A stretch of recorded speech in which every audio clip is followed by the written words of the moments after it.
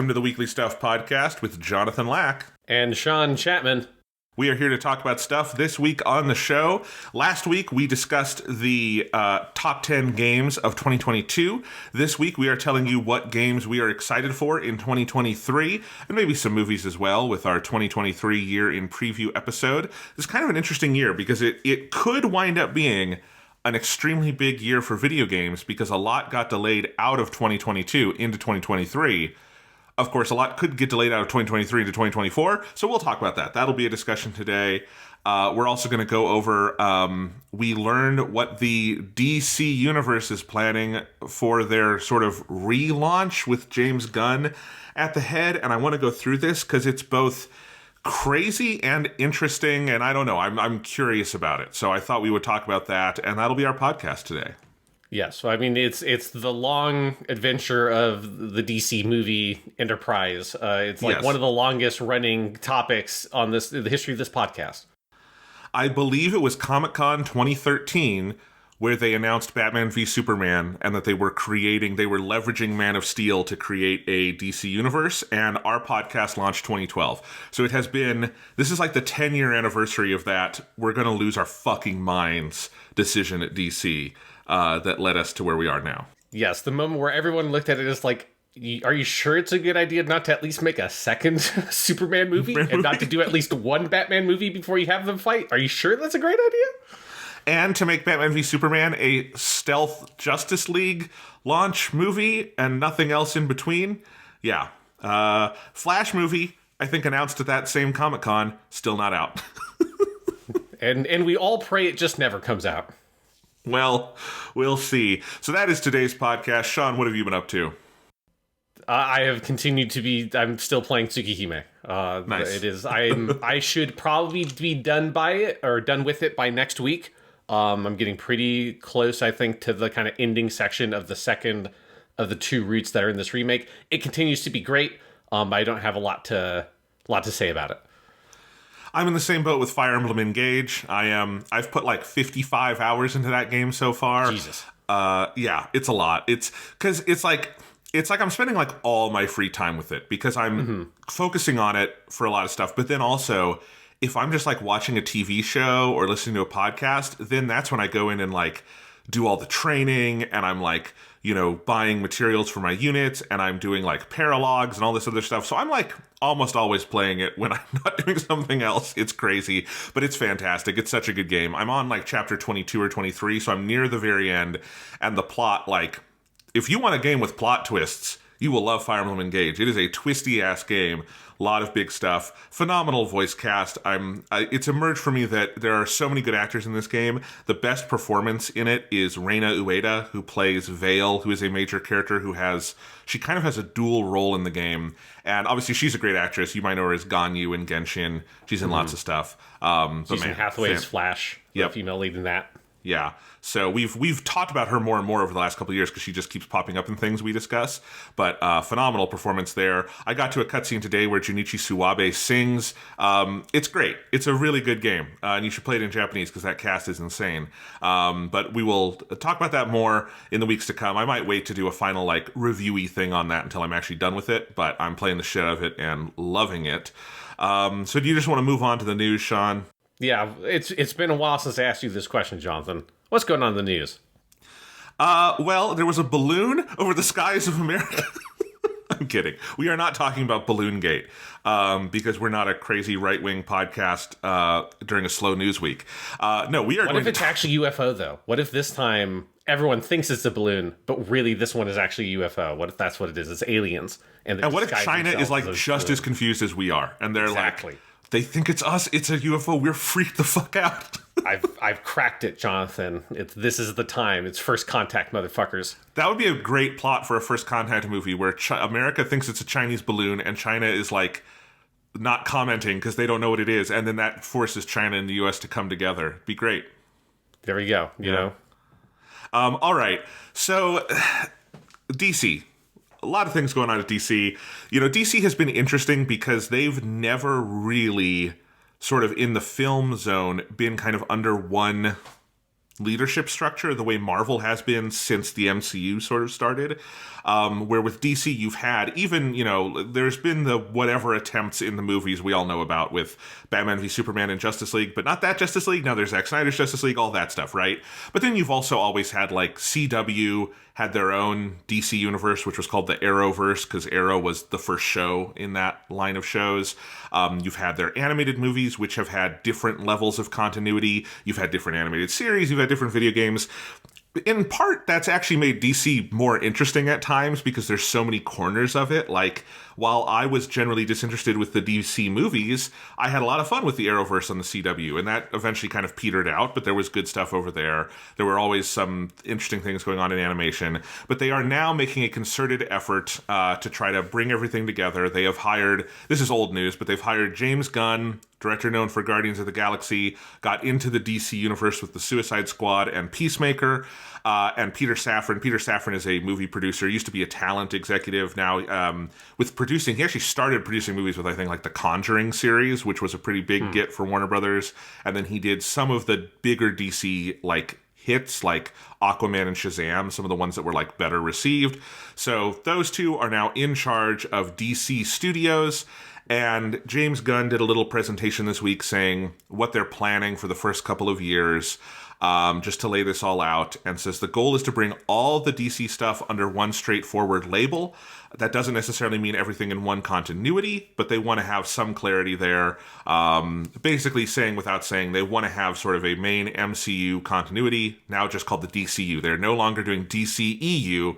They're just going DCU. I always thought that was funny. They didn't want to call it the DCU because that sounded too much like MCU, so they went with DCEU. It's all stupid. But anyway, so James Gunn went through this. So let's go through what DC has. I will note that the graphic that went out on social media for this is hilariously silly because it had a 3-tiered system called Universe Reset, Chapter 1, Gods and Monsters, and DC Elseworlds. And it made me laugh very hard because it's silly. But it made a little more sense when James Gunn was telling us about it. So first off, he didn't call them the holdovers, but the holdovers. Like the stuff that before he and Peter Safran got involved is made and has to come out, right? And so there is Shazam. Or, hey, they've made movies and decided they don't want those movies to come out. So some of these, they could just say, fuck it, let's just not put it out. Which one of these they should? Well, the Batgirl they did do that with. But anyway, no, they have Shazam 2. That is coming out. And this was actually kind of funny because Gunn said explicitly that it was unclear where Shazam fit in the DCU before. He said he's in the DCU now. He's good. Shazam is here. Then there is the Flash movie. James Gunn promises us it's good. We'll see. But the Flash is supposed to be the universe reset point. Something will happen there. Some Crisis on Infinite Earths bullshit that will allow them to have a new continuity. And then after that, the next 2 movies. All of this is this year, by the way. There are 4 of these this year because The Flash is June. Then in August is the Blue Beetle movie starring the one of the kids from the Cobra Kai show. And then you have Aquaman 2 coming in December. So those are all the holdovers. And I guess Aquaman Part 2 will now have happened after a universe reset, which surely was not planned when they wrote and produced that movie, but that's fine. Aquaman can go do his own thing. So then they are leading into what they're calling their Chapter 1 stuff, kind of like the Marvel phases, and says they are working on an 8 to 10 year plan for the future of DC Studios, film, TV, and gaming. Now, they didn't actually mention any games in this, but they were clear that they want all of this stuff, film and TV and games, kind of under one label. He announced a couple film projects. He also announced TV shows, some of which are for HBO Max, some of which are for HBO proper. All streams on HBO Max, obviously, but, kind of a different pipeline. So here is what they announced, Sean. Chapter 1 is called Gods and Monsters. The first thing is an animated series called Creature Commandos. James Gunn wrote this series. It's already in production. And they want these characters to move into and out of animation with the same actors doing voice work and then playing the characters in live action. That's one thing they maybe want to do in future animated shows. Do you know who those characters are? I have never heard of Creature Commandos in my life. I'm going to Google it now and see if I recognize anything from this. It might be a title for something like that existed with a different name previously. I mean, I really loved Peacemaker, and Gunn wrote all of that. So, you know, anything animated, that's fun. It's a different kind of thing. I like the focus on starting off with something weird and animated. That seems nice. It seems like Creature Commandos is like maybe kind of like Universal Monster style. Like they're not actually the Universal horror monsters, but basically like this guy's basically a Frankenstein's monster kind of thing is what it looks like. But I've never actually heard of any of these specific comic book characters. I mean, that could be fun. I kind of like that they're leading with something that out there, but whatever. Then we are getting Waller, an Amanda Waller show, again played by Viola Davis. This is a spin-off of Peacemaker. It seems like... So Peacemaker had a season 2 order. For obvious reasons, James Gunn might not be around to do that because he's busy with everything else. So it seems like this is taking the place of Peacemaker Season 2. It'll have John Cena. It'll have Danielle Brooks, who played Amanda Waller's daughter in Peacemaker. It's being written by Crystal Henry, who wrote on The Watchmen show, and Jeremy Carver, who ran the Doom Patrol show. The people swear to me is good. I've never seen, but people like that show. So that is the Amanda Waller show. Viola Davis has somehow survived like 5 different reboots of the DC universe. Which is fine. She is perfect casting as Amanda Waller. But, you know. That should be like what happens at the end of that Flash movie. Is like it turns out that Viola Davis as Amanda Waller is just the center of the multiverse. Like she's the bedrock upon all universes are built. And that's like, and then she like kills the Flash and resets the universe. I'd be cool with that. I would totally watch Amanda Waller kill Ezra Miller. That would be very fun. It'd be great. All right. Then the true beginning of the DCU is the new Superman movie. Superman Legacy is what they're calling it. It's scheduled for July 2025. James Gunn is writing this. It's unclear. Gunn has said separately he's not sure who's going to direct it, whether he will want to or not.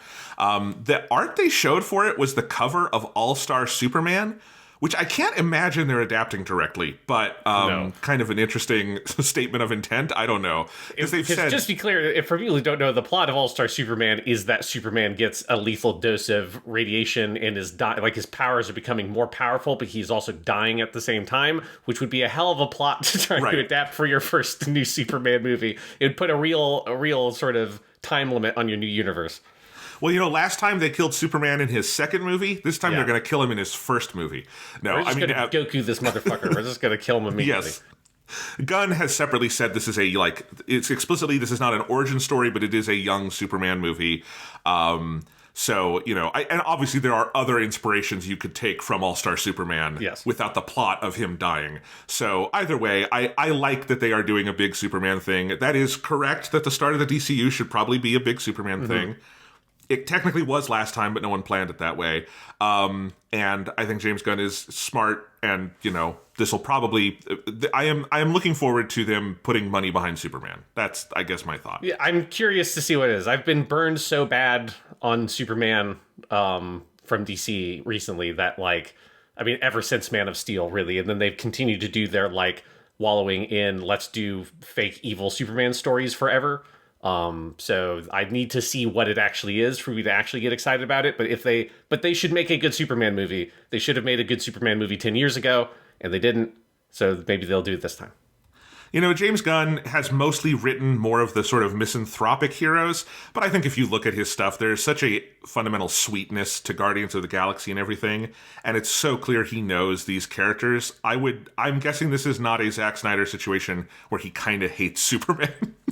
And is doing this out of anger. So anyway, and to be clear, that's Henry Cavill is not Superman anymore, right? Like that was there's a whole weird back and forth there for a month or so, where it's like, is he? Oh, apparently he's in Black Adam. It's like, but no, he's not actually coming back. The whole story behind that apparently is that Dwayne Johnson, who willed all of the Black Adam stuff into existence, just really, really wanted that in there. And then Henry Cavill kind of made this stealth announcement, but there was never any, like James Gunn has said, he never talked to Henry Cavill. The plan was never to bring him back. I mean, the plan is not clearly not to bring anyone back. They're starting fresh in some ways. Like Aquaman is surviving, stuff like that. Well, Wonder Woman is up in the air because separately we know they have kind of passed on Patty Jenkins's pitch for Wonder Woman 3, or some kind of meeting of the minds did not happen there. Anyway, that's the Superman thing. Everything else they've announced, there's no dates for yet, which I like the honesty of that. I like that these are things we intend to make. We're not going to put a bunch of dumb dates on them. But anyway, the next thing is they are making an HBO show. So they said specifically this is like it'll air on HBO, called Lanterns. It is Jon Stewart and Hal Jordan, plus a few of the other Green Lantern characters. Their pitch is True Detective, but with Green Lanterns in it, which basically means they're, solving crimes. Earthbound, not a big space show, will tie into the larger DCU. They've been trying to make a Green Lantern show for years. Greg Berlanti, who did the Arrowverse stuff, was tied to it, and he wanted to do an all sort of outer space one. This is a completely different pitch from different people, but that is another thing they are working on. That sounds like an interesting way to do that. I can't picture in my mind what like True Detective meets Green Lantern looks like, but technically they're cops. They're like space cops or whatever that are given specific space sectors to preside over. So I love the idea. Not the most far-fetched thing. I love the idea of have you ever seen the actual show True Detective? No, I've only seen clips and stuff. So I mean, the first season of True Detective that made it big, the one people liked, is Matthew McConaughey and Woody Harrelson as two cops, and it's set in two time periods. One where they are older and retired, and they're looking back on this case that they failed to solve, and then most of the show is in flashbacks, and like their lives have been like ruined by like the guilt over this thing. I love the idea of that being a Green Lantern show, and you've just got Hal Jordan and Jon Stewart as like old Green Lanterns who are like angry about a case they never solved. Because that's what comes to my mind when you say True Detective. I think James Gunn meant it more in this will be a prestige HBO show with a mystery, but, whatever. Yeah, I do have to at least, one thing that is nice is them specifically saying that one of the Green Lanterns they'll focus on is Jon Stewart. That was the Green Lantern in the old Justice League cartoon, so that's the one that I liked the most. Hal Jordan has always been a very boring character. Like all of the kind of original versions of those heroes were semi-original. The Silver Age versions of those heroes are all kind of very bland. So at least they're we'll give you the one that is the Green Lantern that people actually like, but then we'll also put the one that we have to put in there, Hal Jordan, because he's the one that the brand said has the most attachment to. All right. Then there is a movie, specifically a movie called The Authority, that is a passion project of Gunn's based on the marvelous Wildstorm characters. And will interact with other DCU characters. Gunn says it's a group of superheroes who think the world is broken and want to fix it by any means necessary. I don't know Wildstorm, but Gunn seemed very enthusiastic about it. Yeah, I believe Wildstorm, that's are those Image imprint characters? I don't think those are originally DC characters, but I might be misremembering that. I don't know. This is definitely not something that I'm super familiar with. Yeah, so Wildstorm was a different imprint. Interesting. Okay, yeah. So yes, well, that's interesting. Yeah, so in their original incarnation, they wouldn't have been part of the DC universe, but they are now, I guess, part of the DC universe. Yeah, I saw a lot of people who have seen these comics very enthused about this on Twitter. It sounds like a James Gunn comic book project, right? It's in the same vein of Guardians of the Galaxy or Suicide Squad. It strikes me as a similar sort of comic book property. Yeah. Then there's a TV series called Paradise Lost, which is about Paradise Island, the Themyscira, the birthplace of Wonder Woman. He says sort of like Game of Thrones, but on Paradise Island. And I call bullshit on that, because I do not think you're going to make it like a Game of Thrones. I hope you're not going to make it like Game of Thrones. I don't think there's that much sex going on. Well, at least there's not that much heterosexual sex going on Paradise Island. Maybe something else, but we'll see. I just really wish that they did a adaptation of Milton's epic poem Paradise Lost. So they're just we're just going to stick it. Here's our adaptation of the Book of Genesis, basically, and we're just going to say it's part of the DC universe. We just really were a big fan of Milton's stuff, so we just wanted Yahweh is now in the DCU. Yes. How many seasons would a true Paradise Lost adaptation take, Sean? A lot. It's very long. It's it's the Book of Genesis, basically. Yeah. All right. Then we have Batman, the Brave and the Bold. Here's where it gets confusing, kids. Matt Reeves' Batman is continuing. They actually dated the sequel, which they are calling The Batman Part 2. I like that. That is a surprisingly elegant title for a Batman sequel, and it is the First time in 30 years we've had a Batman with a number on it, which is hilarious to me. But that is coming out October 2025. So like that is continuing. They're calling that DC Elseworlds. Matt Reeves can do whatever he wants. But they also want to have a Batman in the DCU. So we are going to have two Batmans at the same time on the big screen. This is specifically, they want to do the Grant Morrison run with Damian Wayne, who is Bruce Wayne's biological son, and is the like fourth Robin. Gunn calls Damian his favorite Robin and says they want to do specifically big Bat family stories in the DCU. I love this idea in the abstract. I think it's a little confusing to have it going the same time as what Matt Reeves is doing, but that is exactly what I would want to see out of a Bat family kind of story. Damian Wayne is an awesome character. Yeah, I mean, Damian is definitely the best Robin, because you've got Dick Grayson. I think like people honestly like him more as Nightwing. He's the original Robin that becomes Nightwing. So like I love Damian. I think he's a great character. I think it says a lot about how good he is as a character that he has been so enduring. Because these stories are very old. I think Grant Morrison's run now is like from like 2006 or 7, I want to say. Like it's fairly old at this point, but Damian is still around as like the Robin, and he's in a bunch of the games and he's in the TV shows and stuff like that in the animated movies. So I think that's like a good spot to go.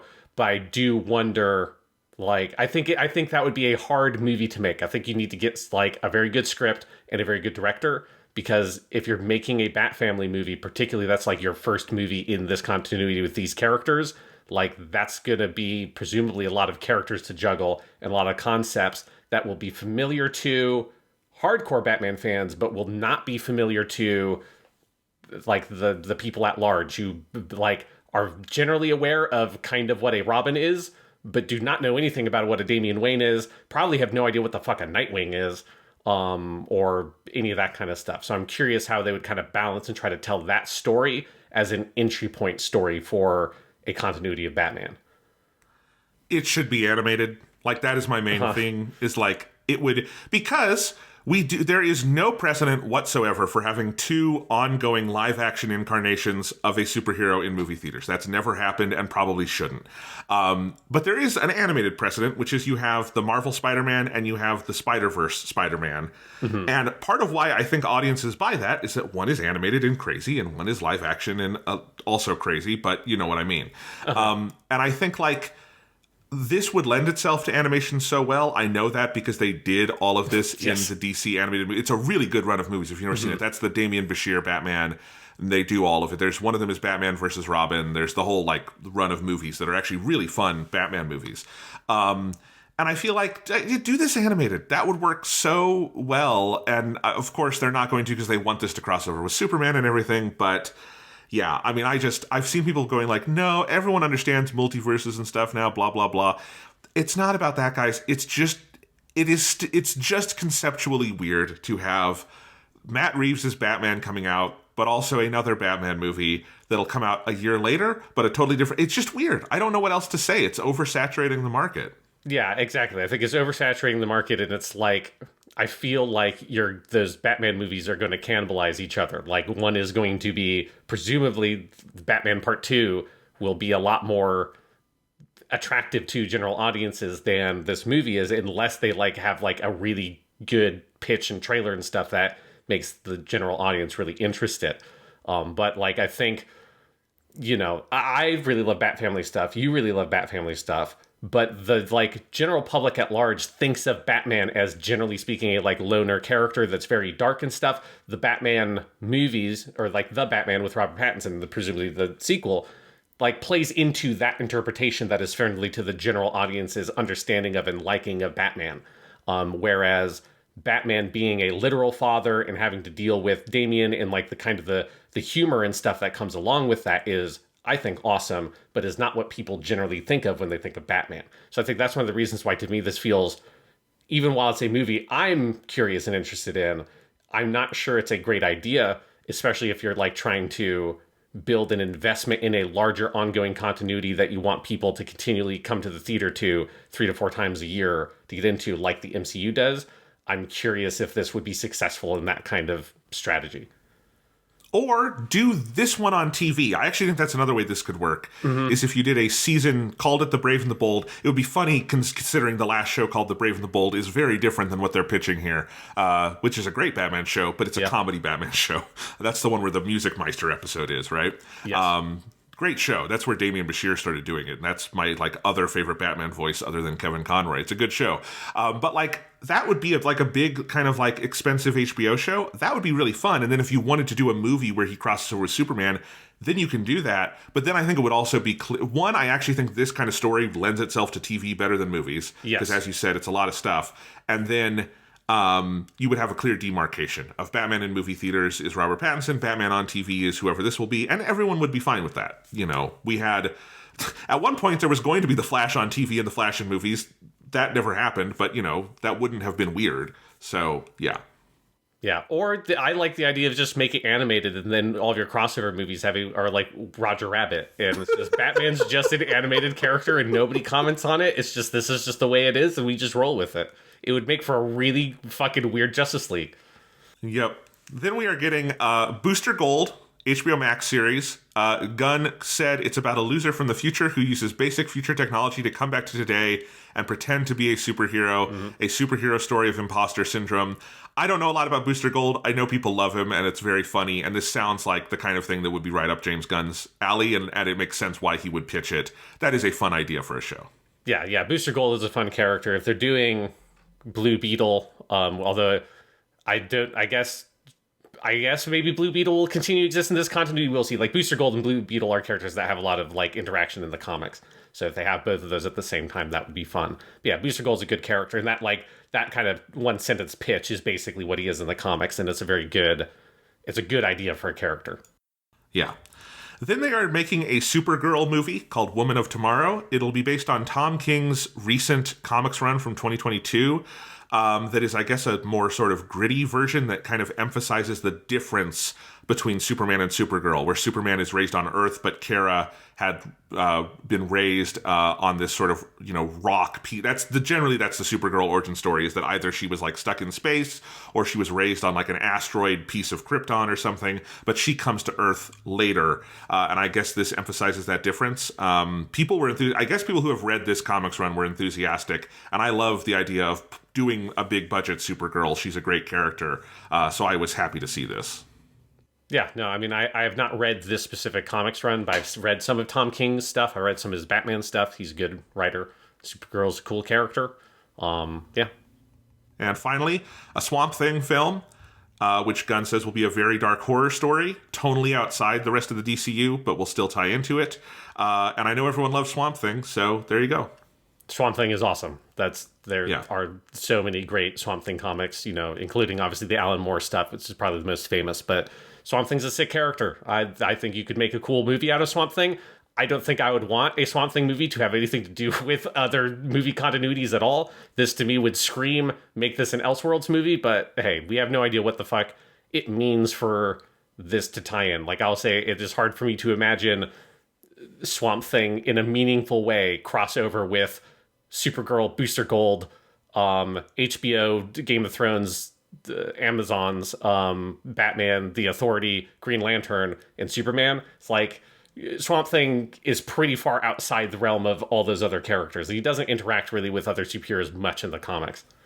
So here's the thing. I think if you read between the lines on a lot of this, and Gunn at the very end said his main goal is that he wants these to be sort of run by directors and writers with clear visions, wants to have that kind of front and center.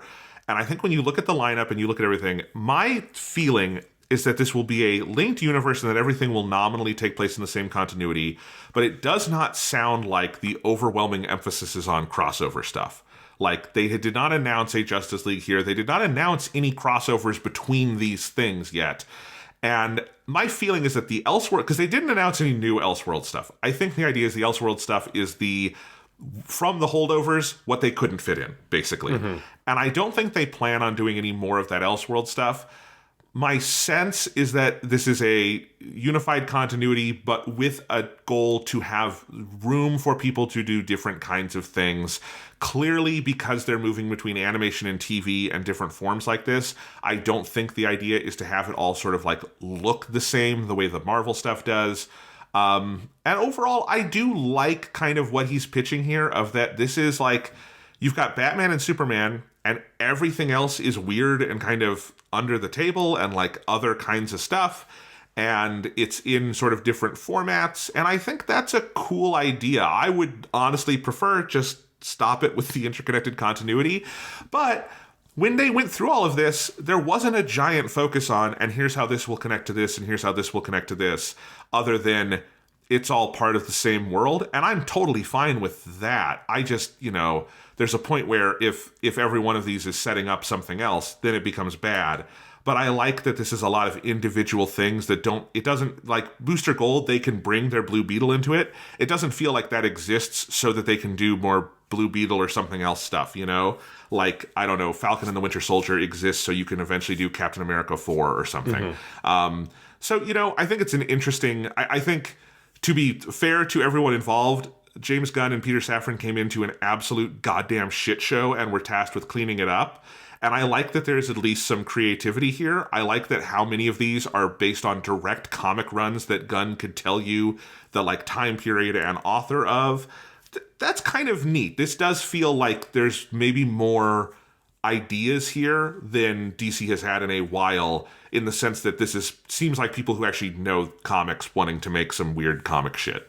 Yeah, it is definitely a much more confident central pitch than what we have had from them ever for DC. But at the same time, it is like, for me personally, like, it is impossible for me to look at these and get excited about any of it, because it's like, it's so abstract. It's so like, we've been so burned by this stuff.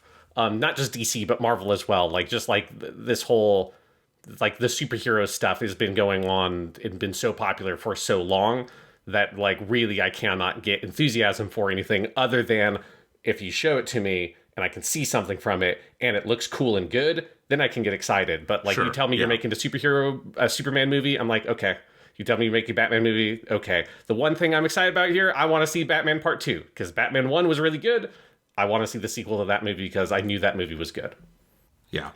I mostly feel the same. I think I was surprised at how much of this sounded interesting. I like how off the beaten path a lot of it is. I think that's been the best stuff that DC has made in the last few years, other than like the Batman, I guess we call it Part 1 now. I think a lot of the other best stuff has been where they've gotten sort of weird and off the beaten path, and DC has a lot of good nooks and crannies like that. But yeah, I'm so goddamn over Marvel, it's not even funny. So like, yeah, I'm burned the fuck out. But, we'll see. It sounds like, competent people who know what they're talking about are in charge. That is new. That is extremely new. Like, it's worth saying, WB has been trying to do some kind of big DC thing since the late 80s with Batman and Tim Burton. And they just keep running into a fucking brick wall. And part of it is they've always had movie executives and executives, not like artistic producer types, but executives in charge, making decisions based on very little knowledge of the audience, let alone the like source material. And this is sort of the first concerted effort to put people who know what they're talking about in charge. So that's nice. It took a long time. We'll see where it goes with that. I still think it's weird that every time they make a successful standalone Batman movie, their instinct is to like change course wildly, whether that is go for Joel Schumacher, or go for Batman v Superman, or now go for an entire interconnected universe that is not related to the Matt Reeves movie that was a hit. But, that's they're DC gonna DC. Yeah, it is a good redirect, but there's still something about it that feels like it's DC, and that you gotta really pick and choose which projects you're gonna get excited about. Yeah. All right. You want to talk about games of 2023? Yeah, let's talk about the games that maybe will come out in 2023. We will see this is, Because I think, people said when we were coming into 2022, that's like, man, this year's going to be fucking crazy with video games because look at all the shit that got delayed out of 2021. And then 2022 was a pretty normal. I think like the Switch had an unusually large number of good games specifically. But in general, it was a very like kind of normal year because a lot of the games that got delayed out of 2021 to 2022, well, the games that were going to be in 2022, they got moved to 2023. Yes. So we will see how many of these actually come out. Switch is always in its own camp, though, because Nintendo, in good times or in bad, has things in their back pocket that they are always able to release, that's just how they roll. But yes, let's talk about 2023. Obviously, this is coming out the first week of February, but let's recap quickly some of the games from January that we're interested in playing. Obviously, I've played Fire Emblem Engage, and I'm loving it. The other three on my list that I'm going to catch up on at some point is I want to play One Piece Odyssey, which is the One Piece JRPG. It's like a Dragon Quest game, but with One Piece characters. That looks fun to me. It came out like the same day as Fire Emblem, so I have not touched it yet. This was a surprise release on Xbox, but Hi-Fi Rush, which has been getting a ton of hype. It's on Game Pass. I have it on my Xbox. I have not had time to play it yet, but I will, and I'm looking forward to it. It is a big, like, rhythm game. It looks like a Dreamcast game. It looks like Jet Set Radio kind of shit. It's a rhythm action game. Yeah, it seems like it's basically if you put rhythm mechanics into a Devil May Cry style character action game. Yeah, and who developed that? Because it was someone surprising, it's Tango. right? It's Tango Gameworks, so it's like the Evil Within people. Right. We did not expect the Evil Within people to surprise drop this, but they did.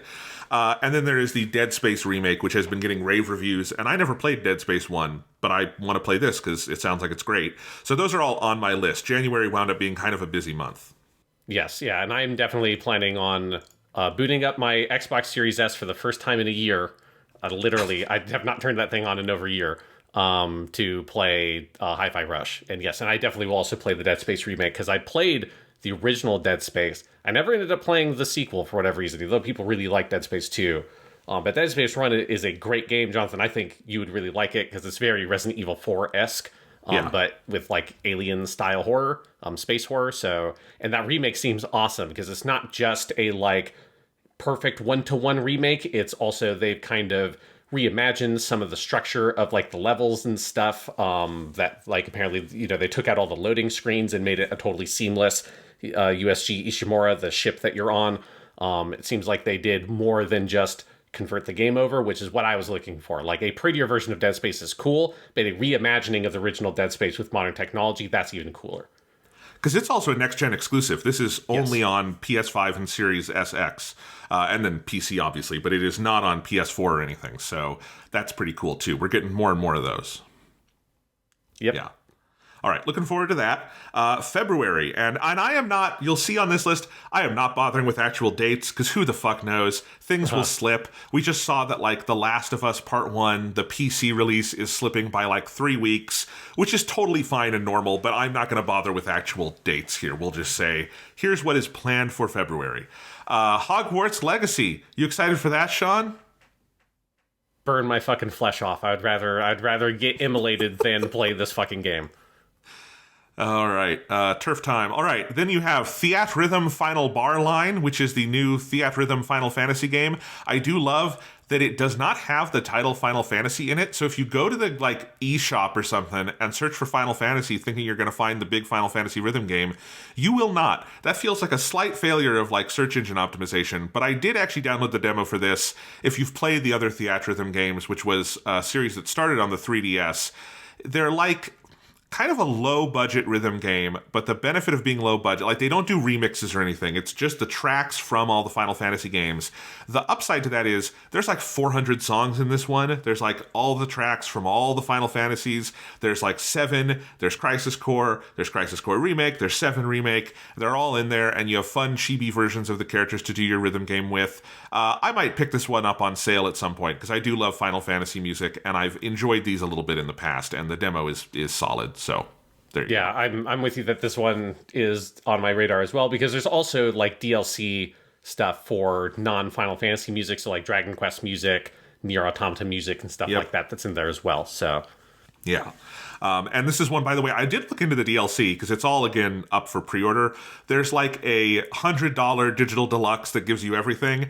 Probably don't do that. The like individual track packs are only like $4, and then you can get exactly what you want because it's such a big range of series. I doubt everyone will want everything, but there you go. There is the remaster of Tales of Symphonia, the classic GameCube game. I know this one is like controversial among fans because I've heard like people don't think the art looks great. I don't know enough about Tales of Symphonia to be able to judge that, but it is a game I've always wanted to play that I know people love, so we'll see. Yeah, this one is not really on my radar, but I loved fucking Tales of Arise, so yeah, I might check that out. There is a game called Wild Hearts. This is in the EA Originals sort of brand, and it is by Omega Force, which is the company that's done a lot of the various Musou spin-off games.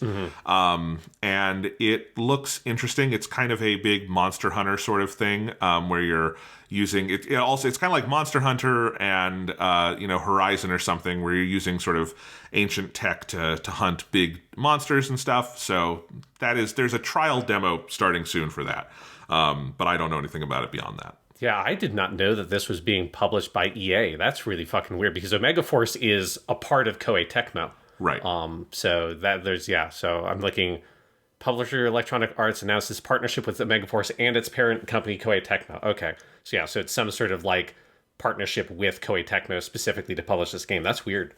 Yeah. So we'll see. I haven't heard a lot about it, but it could be cool. Omega Force, I really like Omega Force's games when they're like their Musou spin-offs they do, but we'll see. One I know you're excited for, Sean, Like a Dragon Ishin. Yes. So tell us what this is. So this is the remake of the PS4 launch game that only came out in Japan. That is part of the Yakuza series. Now we call them Like a Dragon over here. But Yakuza Ishin, Like a Dragon Ishin, Ryuga Gotoku Ishin, whichever title you want to try to know it by. This is set during the Meiji era in Japan, which is that period in the 19th century. That's that kind of like shift from the end of the Tokugawa shogunate into the more kind of modern democracy era Japan and stuff like that. And it's like, I know people love it in Japan. People think it's like one of the best Yakuza games. I actually own the Japanese version that I got on sale several years ago, and I've just never gotten around to playing it. Now that money has gone to waste because I'm going to just play the English language version because that just saves a lot of time for me. But I'm very glad it's coming out. Also, it's not just a remaster that they're kind of putting a coat of paint on and throwing it out. Like, they rebuilt the game from the ground up. I think it's in the Unreal Engine now, if I remember correctly, that they're kind of using that to experiment with making something that's not in the Dragon. Yeah, it's in UE4 instead of the Dragon Engine, which I think is the first time they've moved off the Dragon Engine since they started using that with Yakuza 6. So yeah, I'm very interested in it. I'll play any Yakuza game, but this one in particular is right up my fucking alley. It's the most interesting history period to me in Japanese history, so fucking give it to me. Please. Yes, soon. I am very excited for this one as well. I will try to play it. It's coming out the same day as Octopath Traveler 2, which is probably my priority as a Switch JRPG obsessive. But I want both of those. So yeah, also mention Octopath Traveler 2, obviously. Octopath Traveler 2, I should say, is actually coming to everything. It is not a Switch exclusive. It's on PlayStation and Xbox and Windows and all of that. And it is... it's what it says on the tin. It's another Octopath Traveler game with another 8 stories that intersect. It looks absolutely fucking gorgeous, so I'm excited for that. You have Horizon Call of the Mountain, which is the PSVR 2 launch game, right? Yes. So that is, I guess that's what we're saying. The PSVR 2 is launching in February. There was an interesting news story. They've cut their production in half because there's been no pre-orders for it. But that is coming out. So are you getting a PSVR 2 to play Horizon Call of the Mountain? No. Okay. Also on Switch that month, we have Kirby's Return to Dreamland Deluxe, because there will be a Kirby game every spring until the sun burns out. Yes. This is a remake of the Wii game. It's actually kind of funny. This one in Japan, I think, is just called Kirby Wii. and this is called Kirby Wii Deluxe in Japan, but it is in the United States. It was called Kirby's Return to Dreamland. It is a side-scrolling title. It was well received on the Wii when it came out. I don't know if people are super excited for this version. I don't know where it kind of fits in the Kirby pantheon, but I generally like Kirby games. This will not be a day one pickup for me, but maybe I was going to say on a sale down the road. Nintendo games don't go on sale. And finally in February, we have Destiny 2 Lightfall, and I was like, all right, that's still happening. Completely impenetrable, but Destiny 2 does still exist. It is the game I so wish I could play. Like, I so desperately want to be able to play Destiny again, Jonathan, but it is impossible. It has been too long. I just want them to make a Destiny 3, please, so that I can play Destiny again, because I cannot play that game anymore. I don't understand what's going on with it. Me too. All right, in March, we have, this is one I'm interested in, and yes. I know you are too, Wo Long Fallen Dynasty. Tell us about that one, Sean, because you've played these people's games. This is from Team Ninja, right? So it is a Neo-style game. They released a short demo when they originally announced this game, and there's going to be a second demo that comes out in late February. That's like February 27th or something like that. They're going to put that out on for free on PlayStation and Xbox. And so it's Neo-esque, right? You've got big open area maps. It's a third-person kind of character action game. It's less intricate in terms of the combat than Neo, and it's got some pretty different combat systems. So it feels like they're kind of taking the overall structure of Neo, which is kind of Dark Souls, but with action RPG loot put on top of it, but really kind of changing out the way that the combat mechanics work to keep it fresh. So it's not just like a Neo 3 or something. And then it is also set during the Three Kingdoms era of China. But it is that with like big, crazy, evil monsters and shit like that. I really enjoyed that demo. I'm extremely excited for the demo at the end of the month. It is a thing that if you played and liked Neo, you should have Wo Long Fallen Dynasty on your radar because it is very, very cool. Yeah, this looks awesome. We also have a game that I'm still not sure what it exactly is, but it is set to come out in March. Bayonetta Origins, Cereza and the Lost Demon, which is like a Bayonetta spin-off that is like a sort of a chibi-fied sort of fighting game kind of thing from Platinum Games. Cereza is a girl who I think you meet in, she's like the younger Bayonetta brought into the present timeline. I think she was a big character in Bayonetta 3, which I still have not caught up on. So that's interesting. This was announced at the Game Awards. And yeah, a very different kind of game it looks like from the other Bayonettas, but there you go.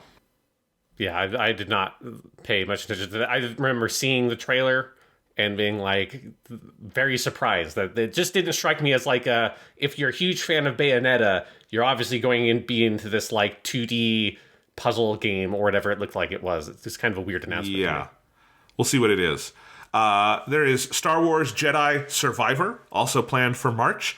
This is or actually, didn't this get pushed? This got pushed, I think, since I wrote this. Yes, I think this got pushed into April. Okay, so that probably will come out in April because that's like one of your like small, we actually are almost done with this game. We're so close to being done. We know when we can actually have it finished. So I would expect that will come out in April. But, yeah, it's currently for April 28th is where they moved the date to. Okay, so that is the Jedi Fallen Order sequel, the game that reminds us that technically the title of these games is not Star Wars : Jedi Fallen Order. It is Star Wars Jedi : Fallen Order, or in this case, Survivor. And yeah, the first game was great. Looking forward to this one. Haven't seen much from it yet. I've kind of been avoiding trailers because I know I'm going to play it. So yeah, they've only really shown one trailer. It looks awesome. I actually replayed Jedi Fallen Order over winter break. I kind of snuck that one in there. And that game, it's an interesting game to replay because I actually think I kind of liked it less on replay in some ways because the flaws of it stood out a bit more to me. Also, they have not patched that game enough. They got it better, but that game is, even on the PS5 version, that game still hitches in weird ways and has weird glitches, like the audio desyncs and shit like that. So I'm glad that they've delayed this one because I want this game to actually come out in good shape because Fallen Order came out in a real rough state. But the thing with Jedi Fallen Order is it has like so much potential because it is pulling all these cool elements from very different genres, right? It's got all of your kind of almost Uncharted-esque kind of linear big action sequences. It's got your kind of Dark Souls-y combat with the bonfire mechanics and stuff like that, but then it also is like much more Metroidvania-esque, and it doesn't, I think that original game really kind of tie all three of those major elements together perfectly, but it like gets close enough that you can see it, and you can see how that could like really make an amazing game, and it gets close enough that that game is still very fun, and the story is good and stuff. So I'm very hopeful for this sequel, that if they can kind of take the things that worked from that first game and kind of get rid of the stuff that didn't work and kind of really shape up the overall structure of it, I think it could be really good. And most of the things they've said in some of the like interviews I saw, because I was curious after I finished Jedi Fallen Order to like look at what were they saying about this game. They're saying all the right stuff. They're putting like fast travel in it. There's going to be like mounts and stuff, which implies to me like more open, bigger areas, more different kind of options in the combat. It looks really cool. Yeah, I loved the first one. It was right up my alley, as you said, Sean. It was like Uncharted, Dark Souls, and Metroidvania sort of put in a blender with Star Wars. I love all four of those things, if you've never heard. So I liked that one a lot. And yeah, any kind of refinement, if this is sort of your sort of like Mass Effect 2, Assassin's Creed 2, Horizon 2, refinement sequel, that would be amazing. Absolutely. Yes. Yeah, that's like what that first game needs, is that kind of sequel. And Respawn is such a good developer that I think they have it in them to do it. Yeah. Also scheduled for March is Resident Evil 4 Remake. There's been more gameplay footage and stuff since we last talked about this, Sean, and I've gotten significantly more excited for this game, because I think some of what it just looks like a very, high production value, cool, faithful, but not too faithful remake to the original. The one thing that did destroy all my hope for it, though, is from the recent Game Informer cover series, where we learned it does not have the thing where you put Ashley in the dumpster anymore. They cut that out. And so now I will be boycotting this game, and I will be flying to Japan to attack Capcom's offices directly. Yeah, I'm disappointed that you can't put the president's daughter in the garbage. But unfortunately, they just decided not to keep that in. Yeah, I think overall, I'm like you. I've seeing some of the stuff they've been putting out recently in the lead up to this game. It looks really good. Like, I'm much more excited about it now than I was when they first started talking about Resident Evil 4 Remake, because it feels like they are willing to make bigger changes to it than I was afraid that they would. And it seems like they're like really kind of taking their own approach with it, which is what they needed to do. So yeah, I'm very excited for it. I like, we're big Resident Evil people on this podcast. And I think we're both a bit trepidatious about this remake, but everything they've been saying about it seems like the right idea for, if you're going to do Resident Evil 4 remake, you got to make it different enough that it can kind of stand out on its own. Yeah, and this is one we will 100% be playing at the same time and doing an episode on. We did our Resident Evil 4 episode last year. I am sure there will be a Resident Evil 4 remake episode. Even if it's like subpar, Resident Evil is always worth paying attention to, because at the very least it's interesting. So there you go. Mm-hmm. Yeah. All right. Also in April, we have a couple other little things. The Mega Man Battle Network Legacy Collection. I just call this out because I do like Capcom has been doing a lot of really good classic collections, particularly of Mega Man, and now they've gotten around to the Battle Network series, which was a GBA and Nintendo DS group of games that people loved back in the day. I remember these a little bit. I didn't get that deep into them when I was a kid, but I like that they're putting these out. The Mega Man collections have been fantastic, kind of the gold standard for classic game re-releases, and I like that we're getting into the Game Boy and DS era, because Nintendo themselves aren't doing that. So thank you, Capcom, for doing that yourselves.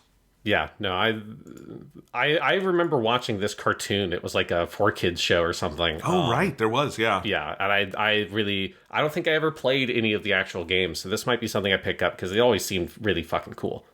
Yeah, so I like that exists. Minecraft Legends, the next Minecraft spin-off. This one is... I'm actually not sure what genre Minecraft Legends is, because there was Minecraft Dungeons, which was basically Diablo, and I liked that one a lot. Minecraft Legends is is it like a real-time strategy game, I want to say? Action strategy game is what they're calling it. It's developed by Blackbird Interactive. I don't know what else they've done, but yeah, it's core mechanics inspired by action games, explored with a third-person perspective. We'll see. I've liked the different Minecraft spin-offs, so we'll see what the heck this is. Yeah. I'm having like a very vague memory of seeing a trailer for this, and I'm pretty sure it's basically like a real-time strategy game with Minecraft stuff, which makes sense. Like, honestly, that makes a lot more sense to me than an action role-playing game, which is what they did with the last one, which is like a Diablo-esque game, where it's like you don't build anything in Diablo games, but you do build shit in real-time strategy. So yeah, that's a cool idea. Yeah.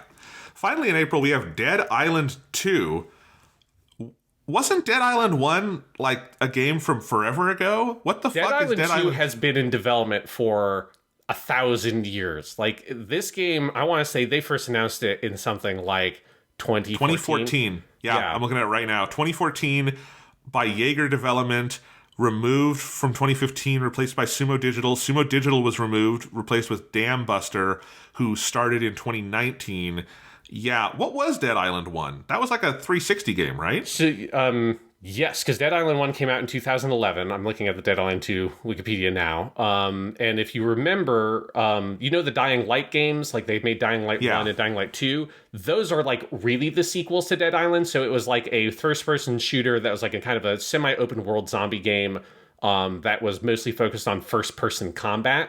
And so that's what that was. And they kind of... that's what the developers of that game really, like, went and made the Dying Light series. And so Dead Island 2 got caught in this whole weird thing where, like, a bunch of people got laid off at the developer Deep Silver, and all this shit happened. And now, like, for this game, Deep Silver isn't even the developer anymore. It's this Dam Buster Studios thing, which I don't even know what that is. The thing I remember about Dead Island 2 was in the original announcement trailer in, like, 2014. This is such a weird detail for me to remember, but there was a character in that trailer that was not voiced by Jack Black, but so much sounded like he was voiced by Jack Black that after the trailer came out, there were a bunch of articles being like, is that Jack Black in the Dead Island 2 trailer? It's like, I think it is, but it's probably not, and then it wasn't. And that's, like, the only thing I remember specifically about this, and that the game just, like, never fucking came out. It was just in development forever. And, you know, if this thing actually comes out on its projected release date, it will be 12 years since the original Dead Island. What the fuck? All right, well, there you go. Do you think there's still an audience for it? No. I mean, the only thing people remember Dead Island 1 for is that was the game that had that really crazy trailer that was, like, incredibly emotional, where a girl turns into a zombie and attacks her dad or whatever. They fall off the skyscraper. I remember this now. Yeah, God, that's like, a blast from the past. That's what people remember Dead Island for. So I don't know what putting out a sequel to that game does for you in 2023. Oh boy. All right. Well, that's April. May, we have the new game from Arcane Studios, Redfall. Is this another weird time travel kind of thingy from them, or is it different? I feel like I don't fully understand what this game is. I didn't watch all of the thing they showed at whatever the most recent Microsoft show was a couple of weeks ago. But it's like, it's a co-op game, but you can play it single player, but it is always online, and it's like you're fighting vampires. Yes. It seemed like, my initial impressions of it, that it seemed like Arcane making a Left 4 Dead game, but what I've heard is that, like, that's not quite right, and that's not really the kind of co-op game it is.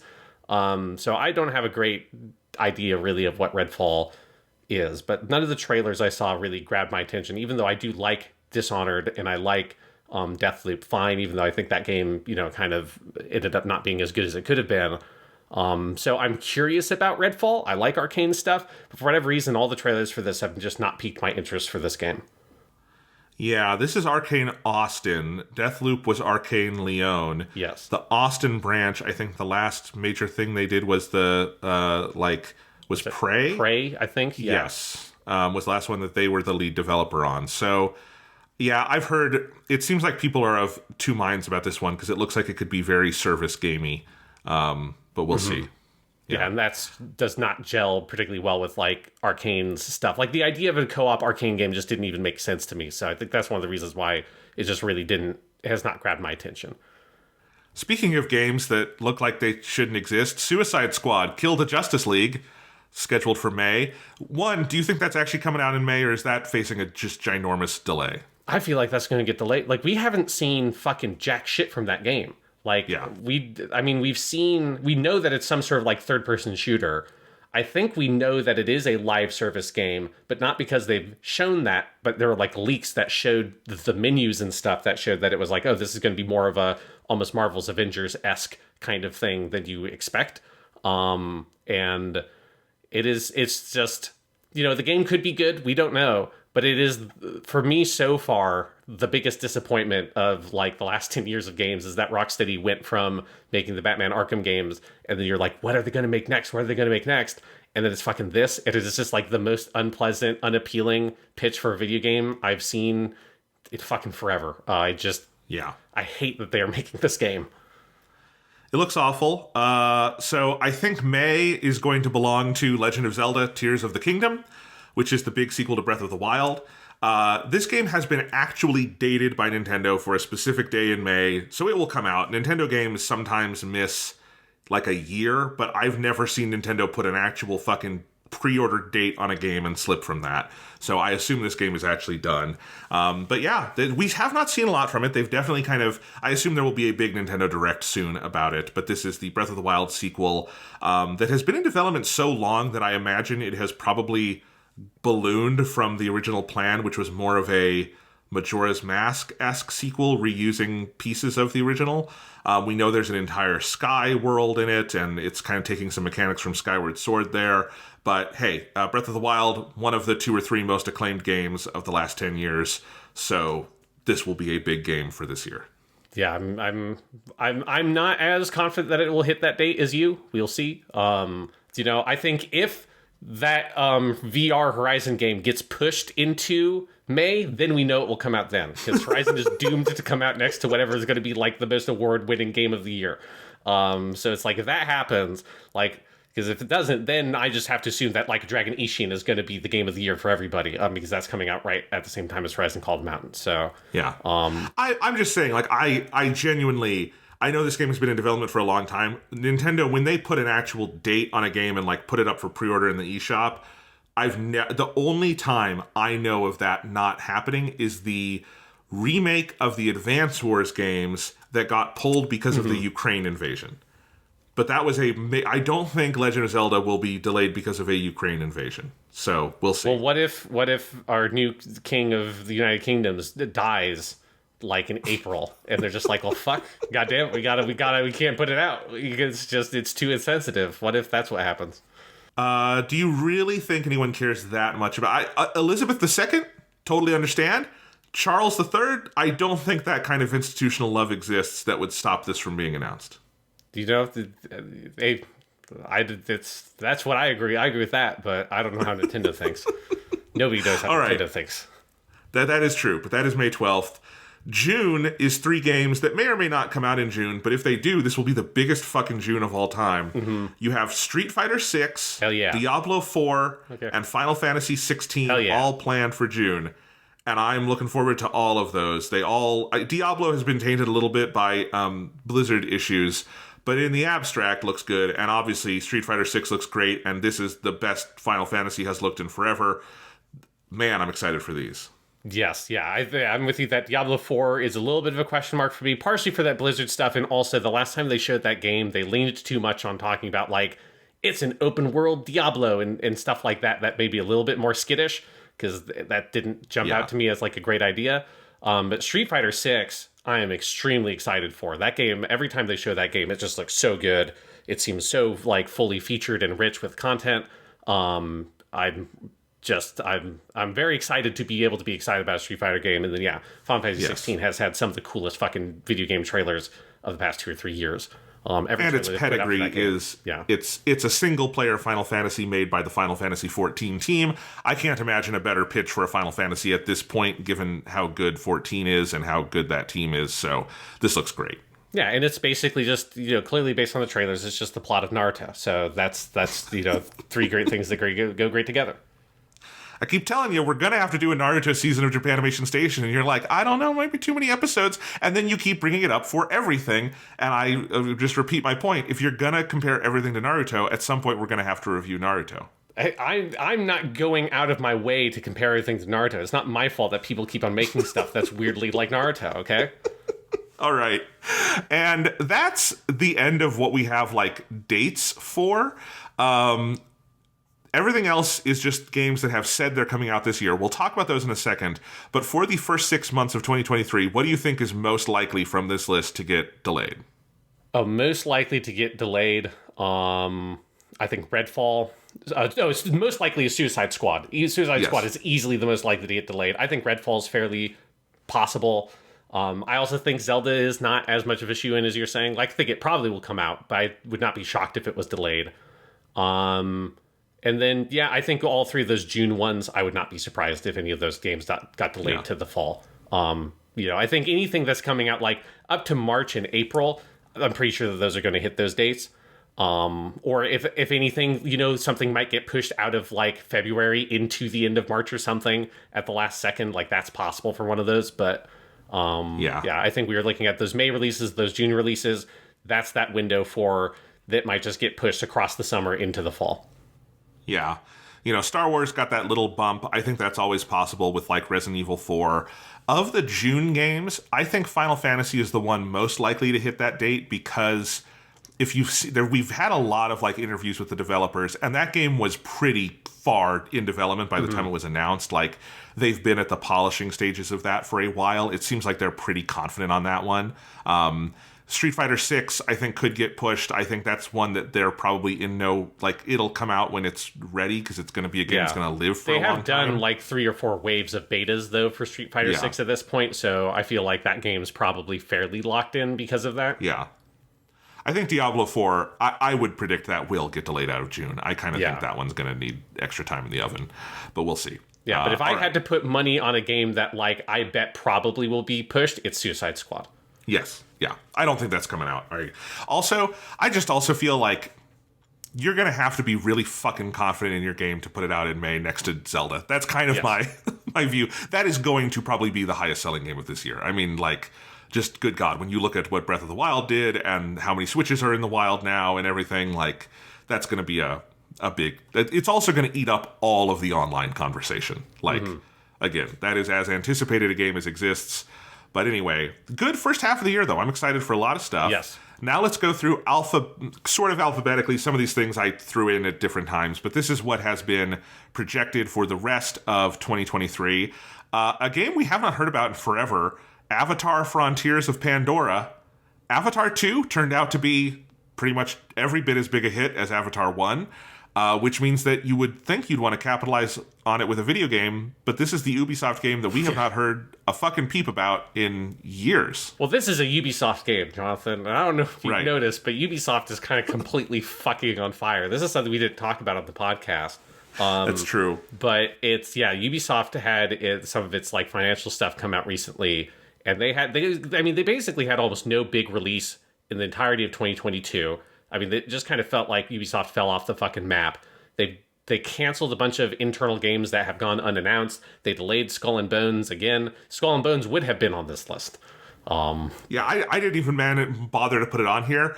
That game is vaporware at this point. It might come out, it might not. It's been in development for over 10 years. It's ridiculous. It's so like Ubisoft as a company is in like somewhat dire straits at this point. It just feels like they can't put out a game. I think Avatar: Frontiers of Pandora is in that same boat of where like the only thing we know about this game is when they announced it. Like they announced it a year or two ago with a trailer that didn't show anything about the game.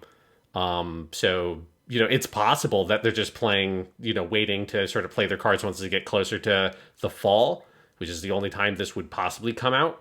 Since it hasn't, anything more has been announced yet, it would have to be the fall. But I do not think that game comes out this year. I don't think there's any way that game would come out this year if we have not seen actual gameplay of it yet. It's a movie tie-in game. Nobody makes movie tie-in games for this exact reason. It's the reason why when James Gunn said his thing about for the DCU that like, we want to have games be in the same continuity. It's like, don't bother, because by the time that game comes out, you will have been like 2 chapters of movies away from when you thought that game would have been released. It's just the release date for games and movies. It's too out of sync because the production timelines for those 2 kinds of projects are too out of sync to do it. Particularly now, and it gets more out of sync as time goes on. So by the time Avatar: Frontiers of Pandora comes out, we'll be closer to the release of fucking Avatar 3 than we were to the release of Avatar 2. Yeah, and honestly, at this point, just wait, right? Like, you would want to capitalize on the release of an Avatar movie. Wait for 3. It's not that far off. That's next year. So, Anyway, all right. How likely do you think it is that Ubisoft gets bought by someone this year? I think it's certainly possible. It's Yeah. I don't want it to happen because it's like we're really running out of third party publishers. So, But I don't know how Yeah. they survive as a standalone at this point, honestly. Like, they need someone to kind of come in, clean house, refocus. They're falling apart. it's really. It's like really upsetting what's happening to that company, but it's all self-inflicted, I mean, Yes. because all of this, like a lot of it started when all that came out about like just the institutional rot at Ubisoft, and a lot of people left the company, which is almost certainly one of the major reasons. Like the combination of that and COVID is almost certainly why they've struggled putting out games in the past couple years. But it's still like it's such a big company that has such a huge legacy in video games. It sucks to see it have to crumble. But it's like, well, you have no one to blame but yourselves in terms of the executives at the company. Yeah. All right. Baldur's Gate 3 has been in early access for a couple years. They are projecting to put it into the full 1.0 this year. I haven't heard, I feel like, a ton about it since it went into early access. Are people enjoying Baldur's Gate 3? I know that developer is beloved for Divinity Original Sin 2 and stuff like that. But I mean, I have not heard anything about it in forever. I remember when it first went to early access, I heard a bunch of good stuff about it. But I have not really heard people talking about it since then. yeah, I mean, I assume there will be a big push when it gets its full official release this year. And I assume it will come out in that full official release because it's been in the world for a couple of years now. Since 2020, actually, but it is projected for August 2023 as the full version. It was also supposed to have a Stadia version, Sean. That got canceled. Yeah. All right. Mina the Hollower, I'm looking forward to that one. That is the new game by Yacht Club. That is the people who made Shovel Knight. This is the one that sort of is made to look like a Game Boy Color game. I kickstarted this game, and that is I know that development is going smoothly because I get the developer updates, and it looks very good. I'm excited for that. Alan Wake 2. I know you're looking forward to this one, Sean. Tell us, because there's been a whole journey to get to Alan Wake 2, right? Yeah, because this is Remedy, right? So Alan Wake 1 is an old-ass game at this point. I mean, that's an Xbox 360 game that they then made like an Xbox Live Arcade-only sequel to called Alan Wake American Nightmare. And then Alan Wake 2 was in some sort of development hell for a long time. Eventually, Remedy shifted gears onto Control, which came out a few years ago, and that game is fucking great. One of the best games of its release, the year of its release. And then after that, they did a DLC for Control that kind of ties it into some of the Alan Wake stuff, the AWE, the Alan Wake expansion. That was a really cool story. Even as someone who didn't play Alan Wake, I still thought that it was cool what they did with that expansion. And then they announced Alan Wake 2 because Control sold fucking gangbusters. And it looks really cool. It sounds like they're trying to make it more of a more intense horror style game than what I understand Alan Wake 1 is. They also put out an Alan Wake remastered, I think last year, that I have not played yet, that I'll probably wait to pick up closer to Alan Wake 2's release and play through that. Because Remedy is cool. They're a cool developer. Control kicked ass. I know Alan Wake is one of those kind of like cult classic 360 games I always meant to play but never got around to. And it's one of those that I know people who love Alan Wake have been chomping at the bit for the proper full sequel to that game for fucking ever. So it is awesome that it seems like they're finally making it. And it's one of those 10, 15 years later sequels that's actually being made by the same people, which is so rare because there has been a continuity at Remedy from that to Control to this. So yeah, I'm looking forward to that. I also am planning to play the Alan Wake remaster at some point. So this looks cool. I'm just glad to see Remedy's success because I haven't even played Control, but I know people love it. And I know it's just a cool, big original game that was a word of mouth hit. More of that, please. That's awesome. Yes, 100%. So, Assassin's Creed Mirage. Basically everything we said about Avatar. Ubisoft's on fire. This one is supposed to be smaller. Maybe it'll happen. Maybe not. We'll see. Yeah, for people who don't remember, this is the one that's supposed to be kind of like a throwback to the older Assassin's Creed style games. So it's like, it's more likely to hit its release date than their insane here's the 1,000-hour long Assassin's Creed mega RPGs they've put 3 or 4 of out. Yes.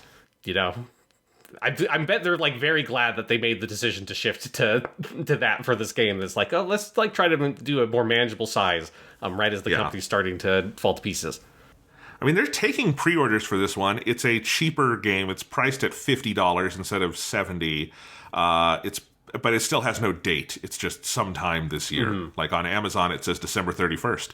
Who knows? I would love for someone to eventually actually release a big game on December 31st, just to make everyone confused about Amazon's weird pre-order date thing.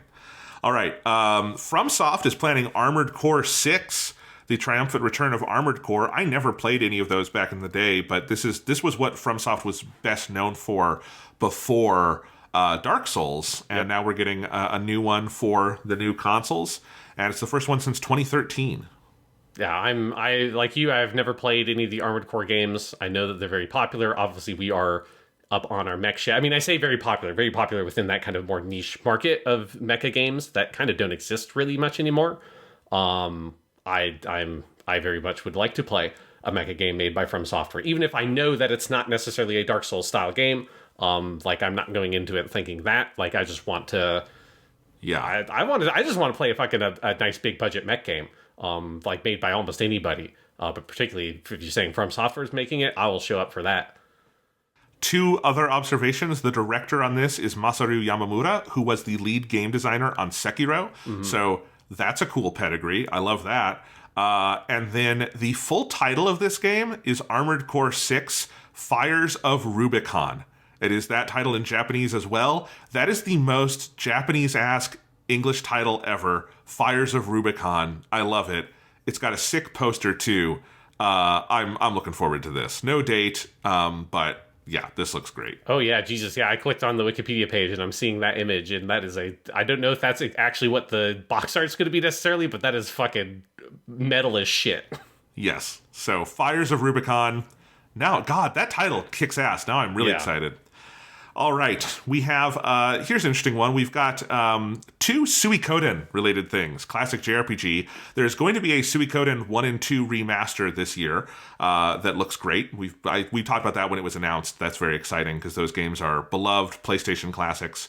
And then we are also getting Ayuden Chronicle, which is the new game from the creators of Suikoden that was kickstarted and is basically sort of in the style of Suikoden. So both of those are scheduled for this year. Ayuden Chronicle has been in development for a long time. We'll see if it actually hits that date, but it is scheduled for this year. Yeah, Ayuden Chronicle is one of those games that like I keep on thinking has already come out because we've been hearing about it forever, but... Yeah, so, but it's sort of an independently developed game. Then you've got Final Fantasy VII Rebirth, which is the remake part 2 of Final Fantasy VII. Square Enix has said it's this year. I don't think it's this year, but... I saw this on your lineup, and I was like, there's no fucking way. There's no way this comes out this year. I would be shocked. I also don't know why they would. They've already got Final Fantasy 16. Like, why... Yeah. I don't know. Spread the love, man. It's like you don't need to put your two big Final Fantasy games out in the same year. Like, yeah. I mean, I'm excited for this almost entirely on the back of like it's going to be a next gen exclusive. So like that's like enticing, Even and I'm curious what the fuck you do. I'm curious if it will be. I think there's a lot of people who think that it's going to be a big departure because of what happens at the end of the Final Fantasy VII Remake 1. That my pet theory is that it's not going to be that different. And it's going to be very a similar approach that Final Fantasy VII Remake 1 made, just to the middle section of Final Fantasy VII. But we will see. We'll see, yeah. I mean, I'm looking forward to it either way when it comes, but I do not think that is a 2023 game. No. Xbox, completely unable to release a exclusive so far this generation, has Forza Motorsport number ? Because they've only called it Forza Motorsport. The last mainline Forza Motorsport was 7 in 2017, so 6 fucking years ago now. And they've had Forza Horizon, obviously, since then. They've had 4 and 5. And Forza's still obviously very popular, but this is the actual return to Forza Motorsport. Maybe this is like a reboot and they're just calling it Forza Motorsport. We'll see. They've done this before, though, where they've announced like Halo, and then eventually it is actually called Halo 5. So we'll see. But that is scheduled for at some point this year. I'm sure it will look very nice. Forza Horizon 5 looked very nice. So we'll see. Wikipedia says that this is supposed to come out Q1, Q2, and that's obviously not happening. No, I feel like if it comes out this year, it'll be this fall. It'll probably come out this year. I would be surprised if it is that far behind in development, but yeah, we'll see. Nothing would shock me for a video game that does not have an actual release date. Who knows? It could come out fucking 5 years from now. They're just putting out Dead Island 2 now, Jonathan. Forza's in an interesting place, though, where I think Horizon really eclipsed the main series in terms of popularity, and I think for good reason. Forza Horizon is what you go play to have a good time. Motorsport is much more of an actual racing sim, very arcadey in that sense, and I think it has a much more limited appeal, so I wonder if they're kind of redesigning what these are, because I remember 7 was the first one that came out after Horizon 3, and Horizon 3 was one of the first big Xbox One games that broke out for me. And then I think a lot of people tried out 7 and were kind of disappointed because it's not big open world, it's not silly fun, it's pure racing, and I'm wondering if they're going to shift that up a little bit to maybe make it more appealing, but we haven't seen a lot from it yet. Hollow Knight is getting its sequel, Hollow Knight Silksong. This is one I had to double check hadn't come out already because it's been in development forever. Yeah. But people love Hollow Knight. Hollow Knight has come out on everything. I know I should play it. People tell me to play it all the time because it's a big Metroidvania. But this will probably be one of the better games of the year given its pedigree. Yeah. I'm very much in the same boat with that one. Yeah. We have another Like a Dragon planned for this year, Sean, with the Like a Dragon Gaiden, or side story, The Man Who Erased His Name. Do you want to remind us what this is? Yeah, so this is supposed to be set between the events of Yakuza 6 and Yakuza 7, and it's Kiryu's kind of like what happens to Kiryu that bridge that gap between where you see him at the end of Yakuza 6 and then when he pops up as kind of a supporting character in a couple places in Yakuza 7. They released that very awesome trailer that was basically just like a 3-minute cutscene from a Yakuza game of Kiryu at like some sort of Buddhist temple meditating, and some dude like comes in, interrupts him about some sort of like mission he needs to now go on. It looks awesome. Like, I think it seems like, as the name suggests, Gaiden, I suspect that is a smaller scale sort of Yakuza thing. But I will take any Yakuza games, please. Thank you. That is our official policy here. Yes. Marvel's Spider-Man 2, the full big sequel to the 2017 Spider-Man game by Insomniac. Of course, we had the Miles Morales game as a PS5 launch title. This will be a PS5 exclusive. They've said 2023. If it misses 2023, that would be a problem for PlayStation because that is their big exclusive this year. So I suspect it will come out one way or another, but obviously we're very excited for it. Those games kick ass. Yeah, I bet it will make this year. Mostly, like, it being made by Insomniac is what makes me confident on that, because they are very efficient with their development process. Yeah, and as you say, it is the big Sony exclusive. I bet Sony has something smaller also lined up this year that we probably don't know about yet. But yeah, I'm very excited. I'm sure that we will, like, probably around the summer get a big blowout. Like, I think the thing that we've seen since like the PS5 now is that Sony has really shifted to waiting to get a lot closer. Like, this happened with God of War as well, where they didn't really show much of that game until a few months out from its release. And I suspect that's what we're going to see with this as well. So I guess around the summer is when they're actually going to talk a lot about Marvel Spider-Man 2. Yeah.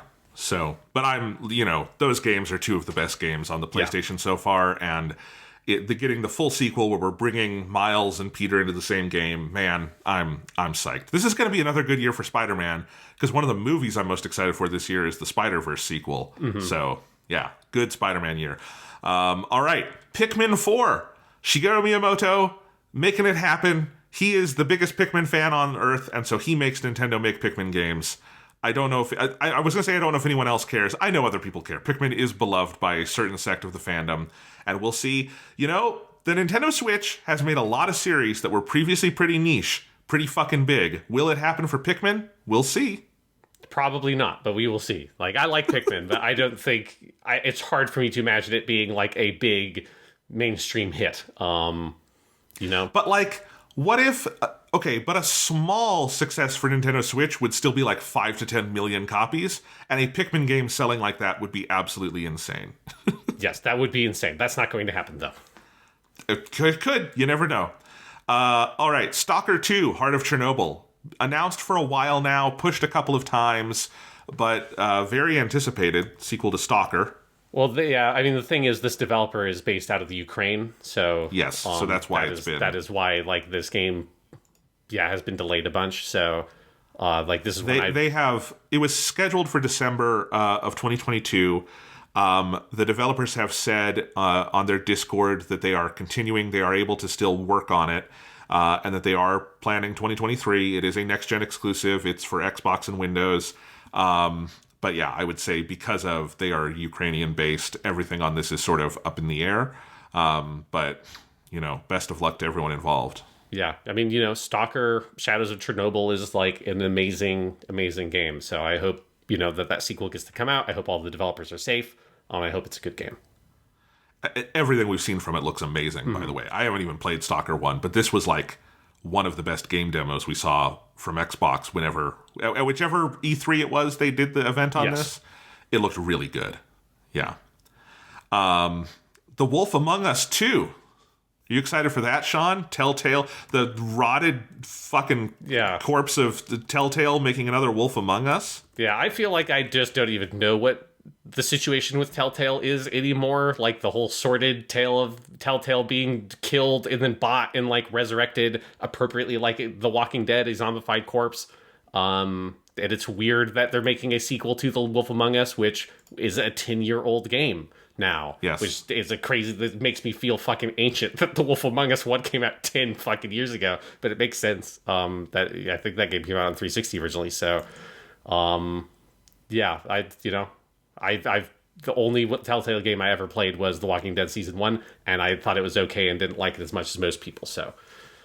Wolf Among Us 2 was in development by Telltale for years before its closure, and apparently the new one, which is really being made by a studio called Ad Hoc Studio, which was made by former Telltale staff, they started from scratch. It is not using any of the work from the old version, but yeah, we'll see. I know people did like Wolf Among Us. That has a passionate fan base, and more power to them. I just think there is nothing more outdated in the world than the Telltale video game format. So, we'll see. And finally, the big one, Sean, Bethesda's return, Starfield, their first non-Fallout project since fucking 2010 or something. Yeah. Starfield, do you think it actually comes out this year? Maybe. I think it wasn't it supposed to come out last year? Yeah, it was going to come out. I mean, that's part of the thing. That's what happened to Xbox last year. Redfall and Starfield were both supposed to come out in the fall, and they both got pushed. And that is why Xbox was just left like holding the shit like bag or whatever. It's like, well, shit, a whole more games left this year. They had a couple of smaller releases like Pentiment, and then obviously now like Hi-Fi Rush right at the beginning of this year. But all their like big marquee titles just sort of ran away from 2022. I think Starfield will probably come out this year, but I am not 100% confident that Starfield will come out this year. And I don't think Xbox is 100% confident Starfield is coming out this year, or they would have given it a date by this point. So yeah, if it comes out this year, it's going to be in the fall. I know that they like aimed it for like Q1, Q2, but it's definitely going to be a fall title if it comes out this year. And yeah, this is Bethesda Game Studios' first non-Fallout since Skyrim in 2011. Yeah. It's just extra crazy. What we've seen of it so far honestly looks like a game from 2011. Bethesda has never really changed up their thing. I think it's a pretty creaky game format. We'll see. I'm not going to play it. I don't care. I don't really like their games, but we'll see what it does. Will this set the world on fire like Skyrim? Who knows? Yeah, we'll see. But I'm open to the idea of potentially playing Starfield if it gets good reviews and like it seems interesting. I own it'll be on Game Pass, so I guess I should say I won't. I could wind up playing it because I have Game Pass and I won't have to pay extra money for it. So we'll see. But I'm not 100% confident it will come out this year, but it will probably come out this year.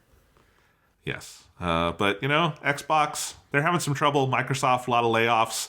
Halo apparently I don't know. Dude, Halo is a bloated corpse floating on the ocean, and they're refusing to put it out of its misery. That's pretty sad.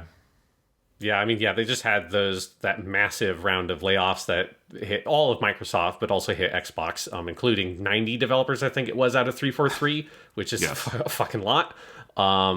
It's a weird situation with Xbox's stuff.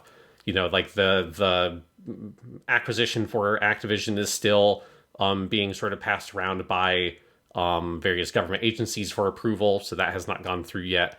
I'm very curious what this year is going to look like for Xbox specifically. Like, I think, assuming that Spider-Man comes out, it'll be a good year for Sony. Like Zelda will come out this year. I think it might get pushed a little bit from May, possibly. But it's going to be a good year for Nintendo. It's like, the question is, will Microsoft be able to land the games that it says is going to come out this year? And that's I'm not sure on. Historically, they haven't. When was the last time Microsoft had a good year? Oh, for like first party stuff? I mean, it would be like the 360, right? Like, it has not happened in the Xbox One or Series X era, right? Yeah, I mean, they'll have like every other year or so, they'll have like their big game that really hits, like Forza Horizon 5. But yeah, in terms of a 1 year where they get a couple of big releases, it's probably not been since the 360 days. I mean, weirdly, actually, like the early Xbox One period, this is something I was thinking about the other day. Like, while I don't think it had a lot of games that people like really loved, the first couple of years of the Xbox One had a lot of exclusives. Like a lot more than they've had for this console launch, even ignoring it not necessarily being next gen only, just games released by Microsoft Game Studios. Like, because almost all the ones that have been released are just games like Psychonauts 2, and even Redfall and Starfield would fall into this category, honestly, as well, which are games that were in development for years at another studio, and Microsoft just bought them. So it's like, yes, it's technically published by Microsoft, but like, they've only been presiding over the game for like 10% or something of its development time, which feels different to me than this is a studio that has been owned by Microsoft and started a project under Microsoft and then is released by Microsoft.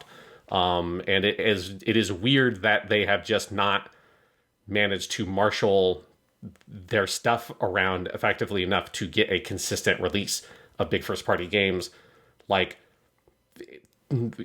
forever. I think one of the weird things to think about, because this was something else I was thinking about when I was thinking about this Xbox One stuff, was that Phil Spencer has been the head of Xbox for like 10 years at this point, almost. Yeah. Because Don Matrick was only the head of Xbox for a couple of years. He was basically when the Kinect came out and then the launch of the Xbox One, and then he was out basically as soon as the Xbox One released. And everyone like blames Don Matrick for everything.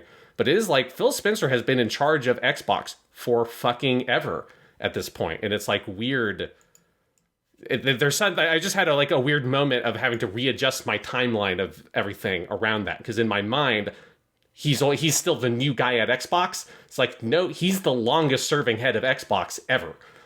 He's been around for almost half of the existence of the fucking brand as the head of that company. Yeah, no, it's true. I mean, I remember the big 2013 E3 where he came out and it was his first year and they announced all the big Game Pass stuff and it felt like they had a future, and it has just been since that year a constant one step forward, two steps back, I would say, right?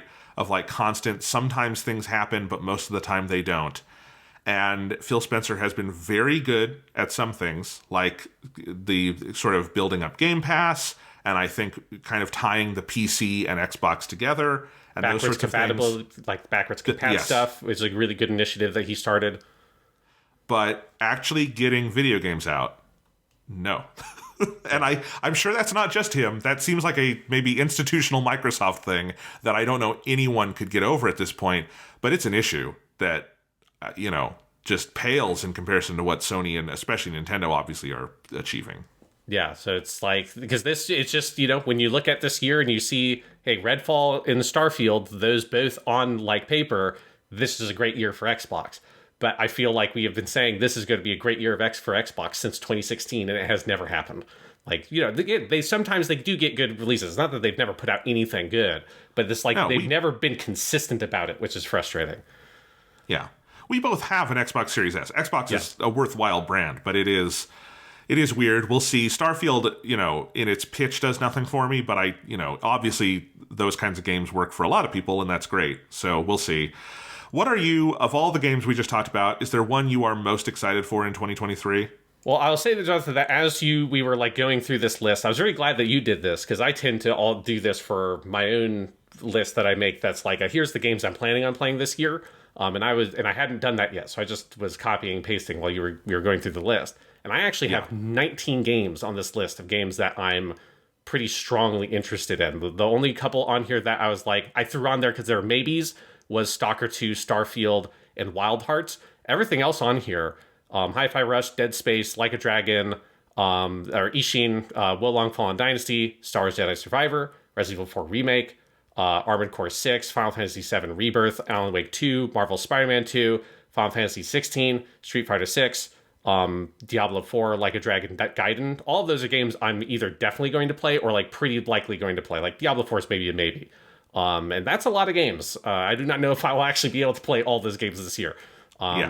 Of those, I think the thing I'm probably most excited for, if it's as good as I want it to be, is Marvel Spider-Man 2. Because I love Spider-Man and those games are so good. But that's that's kind of like a 1-2 punch. I'd say that like a Dragon Ishin is really high up there on the scale for me in terms of titles I'm really interested in. Armored Core 6 is way up there. Final Fantasy 16 is way up there, and Street Fighter 6. I think those are like the titles that I am most excited for this year. Yeah, I just went through and bolded everything I would, in a perfect world, like to play, and there were 23 for me. And yeah, it's hard to say. Here's the thing. It's entirely possible the game I was most interested in already came out with Fire Emblem Engage. But obviously Zelda Tears of the Kingdom, way the hell up there for me. I would agree with you with Spider-Man and Final Fantasy 16, I think are probably the ones at the top of the list for me. But there's a lot. There's a lot of good stuff. The first half of this year is really packed, and I'm looking forward to a lot of video games. Yeah, and I hope they actually come out this year. That's just, Yep. The eternal hope. That'd be nice. And then, obviously, actually, the number one game, I should just put this at the top of this list. I'm just going to put Genshin Impact. I'm going to write that on my list. Or I'm just going to put it there already. That's my placeholder, number one game of the year. And we'll see if anything beats it. Genshin Impact 4.0 is going to be this year. Yes, we're going to go to Fontaine. Yeah. We'll get to see the Cryo Archon, or the not Cryo, Hydro Archon, and there will be all kinds of good stuff. I think it's crazy that miHoYo announced that they're putting the fucking Chinese weather balloon in Genshin as an event. No, it's like actually the Chinese weather balloon, that's actually an ancient artifact of Conria, from before the Cataclysm 500 years ago, and it's actually come out from the game. It turns out Teyvat, it's not a video game world. It's real. It's a real place. It's like the last Starfighter or something, where it's like we're training to be heroes, to be able to, fight against the next Cataclysm in the world of Teyvat. And that's what Genshin Impact is. And I will be the greatest hero when that isekai adventure eventually happens. That's what I'm preparing for.